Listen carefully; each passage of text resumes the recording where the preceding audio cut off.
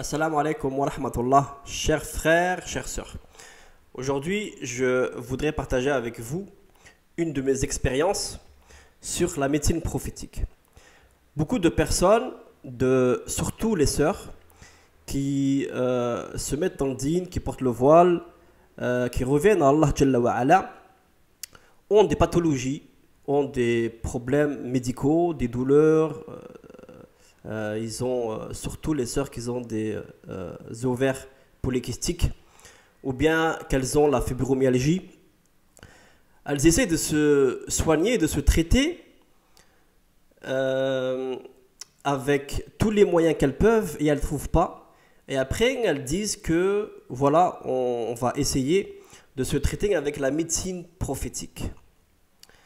Donc, elles vont commencer à prendre des remèdes comme des graines, la habba sauda, les huiles, les champignons richis, les champignons, les champignons chinois.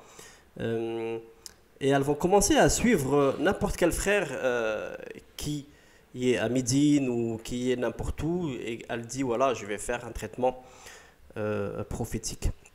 Moi, je vous conseille, mes chers frères et mes chères sœurs, la médecine prophétique, tout d'abord, c'est le fait de s'accrocher au Coran et à la Sunna. Ça, c'est la première des choses. Avant de chercher à se traiter par X ou Y, surtout aujourd'hui, je vais vous le dire franchement, les frères qui font la médecine prophétique, c'est une grosse catastrophe. Je ne vais pas citer de nom, parce que bon, ça se fait pas. Mais des frères se disent médecins prophétiques, ainsi de suite. Alors que en fait, notre médecine, la médecine prophétique, elle est simple. Elle est simple. Le prophète sallallahu alayhi wa sallam, il nous a pas durci la médecine prophétique. Et donc en fait, beaucoup de gens vont écouter X ou Y et délaisser certaines choses. La chose qu'on délaisse, nous les frères et les sœurs, parce que malheureusement, moi ça fait 20 ans que je suis des frères et des sœurs, malheureusement on oublie le côté psy.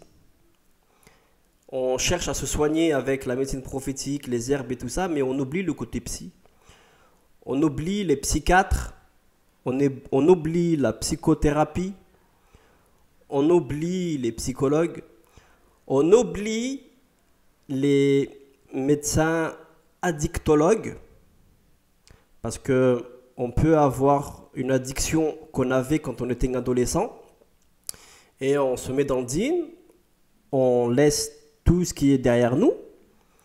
La plupart des frères et des sœurs sont pas nés, surtout les francophones, avec une barbe ou un voile sur la tête. Donc on oublie tout ça.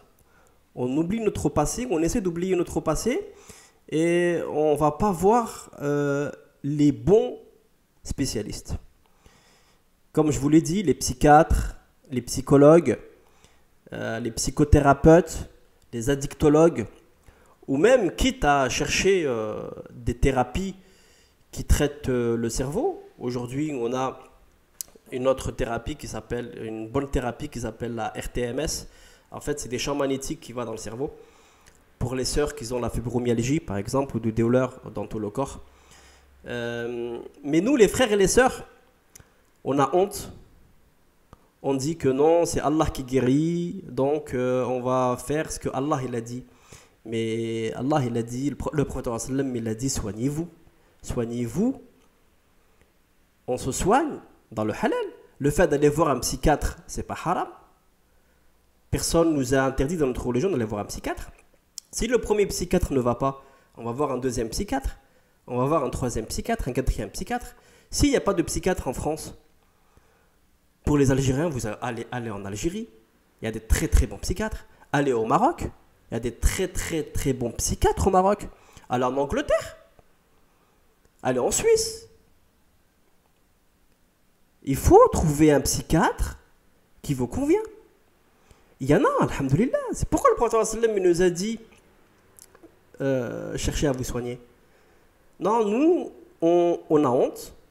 On a honte d'aller voir les psychiatres, on a honte d'aller voir les psychologues, on a honte d'utiliser des thérapies qu'on ne connaît pas du tout.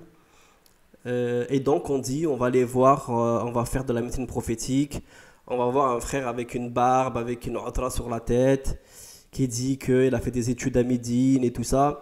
Et donc on va écouter ce frère, on va prendre des champignons pendant 2, 3, 4, 5 ans et on va laisser la maladie s'installer. Moi, je vous conseille, mes chers frères et mes chères sœurs, de ne pas avoir honte, d'aller voir les bons spécialistes, de chercher le vrai spécialiste et pas accourir à la ruqya tout de suite ou à la médecine prophétique tout de suite. Parce que déjà, la ruqya, c'est de faire 5 prières à la mosquée. Pour les sœurs, elles le font à l'heure, à la maison, avec ces bons... comment on dit avec ces bons actes. Hein?